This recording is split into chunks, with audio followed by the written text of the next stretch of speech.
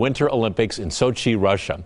Let's take a look at what athletes are doing now before taking the world stage. We're joined by Marquette University's David Leigh. Dave is in the Wisconsin Athletic Trainers Hall of Fame. He's been part of the Pan American Games and the Goodwill Games. Dave, good morning. Good morning. So here in the final weeks, what is the athletic trainer's job as the athletes prepare to compete in the Olympics? Their job is to kind of keep them healthy, keep the athletes healthy, little things that come up along the way, try to get them ready at top game for the Olympics. And I know every sport is different, but what kind of training regimen in general would athletes be on in these final days when they should be now at the top of their game? Yeah, they'll be fine-tuning basically. They're going to cut way back on their practice time. They're going to cut way back. They're just going to kind of fine-tune everything. I mean, they'll still be, the speed skaters will still be doing their laps and doing things, but they're not going to be going 6 to 8 hours a day like they did in their training regimen.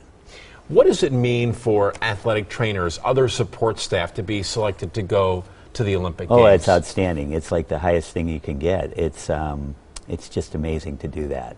And to see all these great athletes that you get to work with, that's really something else. And how do they pick those folks? Well, they volunteer out of one of the training centers, Colorado Springs, Lake Placid, Salt Lake City, and then they're kind of selected along the way. They might do a Pan American Games, and then they get to Olympic Games, so that's how it's done.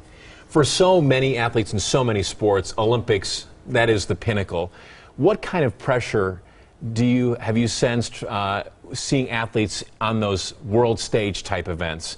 What is their mood like? They're very nervous, they're very tense, because they've waited 4 years for this. Some of them have trained 10, 12 years to get to this one point. And the last thing you'd want to do is have an injury. So they're very tense. I mean, they're just trying to keep their bodies ready to go.